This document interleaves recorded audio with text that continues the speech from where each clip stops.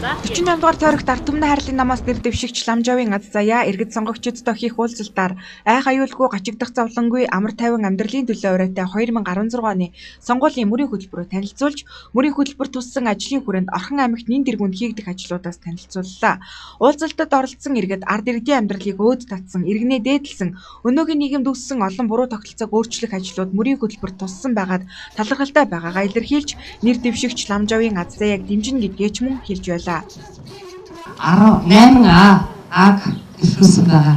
Үүн дотор ард түмний алдаршилгүй хайрлын, ард түмний зэрэглэлд байлгыг, алдар үүстэй тэмцэмжийг олгоё, ар ядарсныг халамжлая, амьд мэндийг баталгаажуулъя гэд энэ 8 мөрийн хөтөлбөрт тусгагдсан гол зүйлүүдийг иргэдэн зарлаж ирсэн байгаа.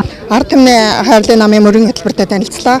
За энэ хөтөлбөр бол яг ард түмний санаа зовлонд бүрэн нийцсэн ард түмний эрх ашгийг хамгаалсан нам учраас бодлогончдын байгаа учраас ер нь их зөв бодлого байна гэж үзэж байна. Ерийн төрийн бодлогод бол эмэгтэй хүний хатан ухаан хэрэгтэй учраас гишүүнийг дэмжиж байна. Өөрөө бие Хөвсгөл аймгийн Харьяа тун гүн далайгийн эхнэр гэдгийг мэднэ. Энэ байдлаас нь шалтгаалаад одоо ажил үйлсэнд өндөр амжилт хүсье.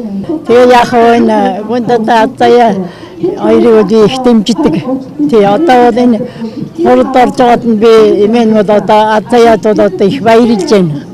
Тий одоо заяагаад одоо гараасаа гэдэгт одоо их бодож байна да.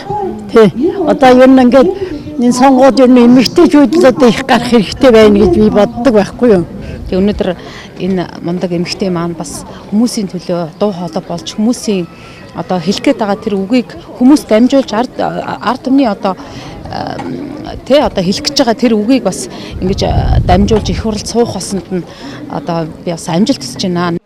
Ард түмний хайрлын нам нь мөрийн хөтөлбөртөө ард түмэн зэрэглэл алаг үрсэд хүүхдийн мөнгийг алагчлалгүй болгох, шудрах тэгш боломж, амьд мэнд баталгаажих, агаар орчин цэвэр шин, ард түмнээ мөнгөжүүлнэ, аргагүй нэгэн зайлшгүй халамж, аливаа зөвшөөрөл хураамжийг хуних гэсэн 8А бодлогыг хэрэгжүүлж ажиллахаар мөрийн хөтөлбөртөө мөн тусгажээ.